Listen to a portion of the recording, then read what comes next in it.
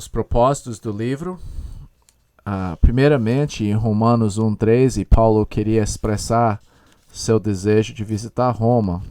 Em Romanos 1,13, ele falou: porque não quero, irmãos, que ignoreis que muitas vezes me propus ir ter convosco, no que tenho sido até agora impedido, para conseguir igualmente entre vós algum fruto, como também entre os outros gentios.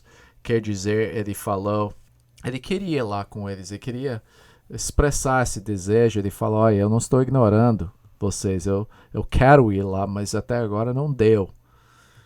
Número 2, de dar ensinamento apostólico que nunca receberam. Paulo sabia que enfrentaria problemas em Jerusalém, prisão até morte. Ele sabia disso antes, então ele queria dar esse ensinamento para eles. Número 3, de apresentar-se como apóstolo. Ele se apresentou, ele descreveu seu ministério. Os primeiros versículos é uma descrição de Paulo e seu ministério para eles, e ele queria se apresentar. Nós vamos estudar isso daqui a pouquinho. Número 4, ele queria comunicar o seu desejo de ter Roma como sede do seu trabalho para o oeste. Em 15:23, ele fala: mas agora, não tendo já campo de atividade nessa região e desejando há muito visitar-vos, penso em fazê-lo quando em viagem para a Espanha, pois espero que de passagem estarei convosco e que para lá seja por vós encaminhado, depois de haver primeiro desfrutado um pouco a vossa companhia. Então, esse está falando aqui que ele queria visitá-los, mas ele queria que eles encaminhar. Essa palavra encaminhar indica de ajuda financeira que ele ia precisar para desenvolver seu ministério mais para o oeste. Então, Paulo queria que Roma seja esse ponto de partida e tipo sede para ele trabalhar mais para o oeste. De fato, nós sabemos que eventualmente ele conseguiu ir para a Espanha, mas só depois de ser liberado da prisão lá em Roma. Aparentemente ele voltou para Éfeso, aquela região, deixou Timóteo lá, voltou para Roma e foi para o oeste. Potencialmente há algumas evidências extra-bíblicas que ele fez isso. Número 5, na página 4, fala de apresentar o Evangelho, que funciona como um recurso de evangelismo, como propósito da vida. Você sabe que quando queremos ajudar as pessoas hoje a entender melhor o Evangelho, nós estudamos o propósito da vida, e em Romanos você vai entender bem o Evangelho, de apresentar as doutrinas de eleição, justificação, santificação e glorificação. Quer dizer, você vai para a eternidade passado, de ver como Deus planejou a salvação, como ele aplicou em justificação sua salvação, como ele desenvolveu sua salvação em processo de santificação, e como ele vai finalizar no futuro sua salvação em glorificação. Que o processo e o plano de Deus para a redenção de humanidade é incluído no livro de Romanos. E número 6, de corrigir problemas doutrinários. Houve problemas de doutrina na igreja e, sem dúvida, Paulo sabia dos problemas. Ele talvez fosse por alguma pessoa que escreveu ou passou e perguntou e falou para ele, mas Paulo estava ciente dos problemas de doutrina. Ainda na página 4, nós temos algumas características. Eu gosto de olhar isso, o que faz um livro um pouco diferente. Por exemplo, quais palavras acontecem mais do que outras palavras? Você pode entender um pouco do propósito do livro quando você entende e estuda o livro e anota certas palavras que são repetidas no livro.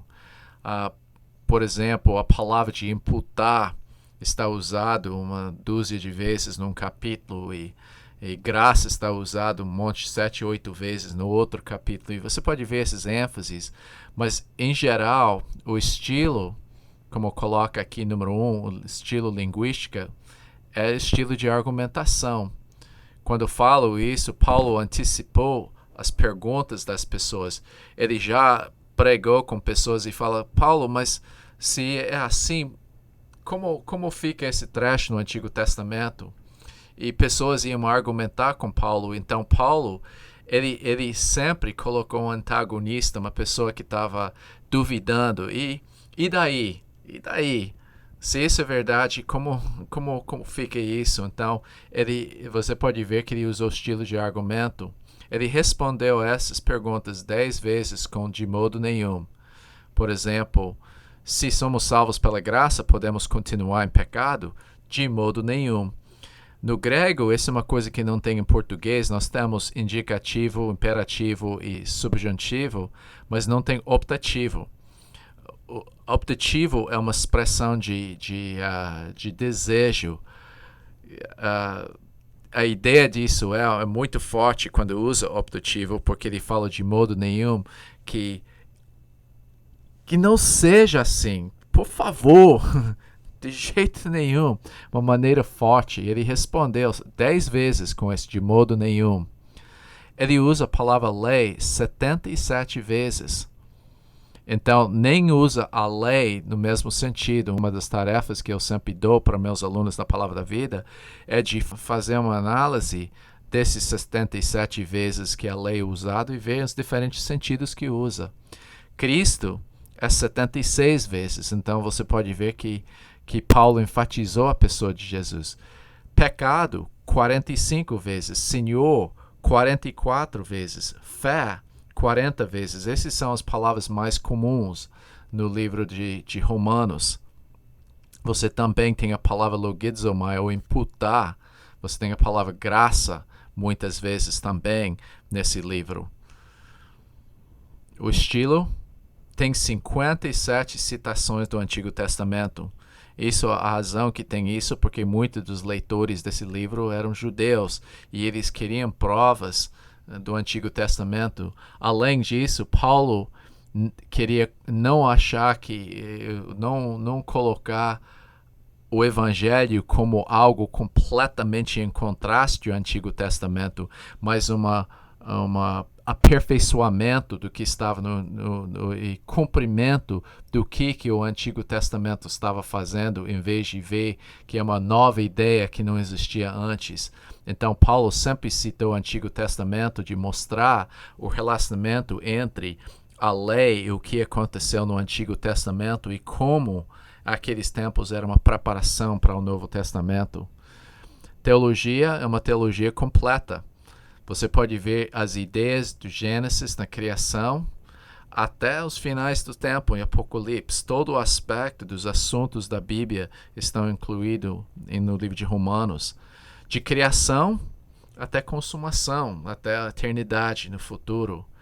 Esse livro menciona todas as áreas de teologia. Você tem cristologia, pneumatologia, armatologia, pneumatologia, você tem todas essas teologias, bibliologia, todas essas áreas são tocadas no livro de Romanos, um ponto ou outro. Então, de certa forma, o livro de Romanos não somente um estudo do Evangelho e santificação, mas é um estudo de teologia. Número 4, lá embaixo na página 4, o homem que redigiu, quer dizer, se só um ponto de característica, o nome dele é Tércio. Em Romanos 16, ele até falou isso no finzinho do livro, ele falou, eu, Tércio, que escrevi esta epístola, vos saldo no Senhor. Ele escreveu, ele tipo escriba, que o secretário de Paulo, então ele colocou sua própria anotação lá e saudou as pessoas. Então, Paulo não estava usando sua própria caneta escrevendo isso, mas ele teve um homem que estava passando limpo, escrevendo para Paulo o que está escrito nesse livro.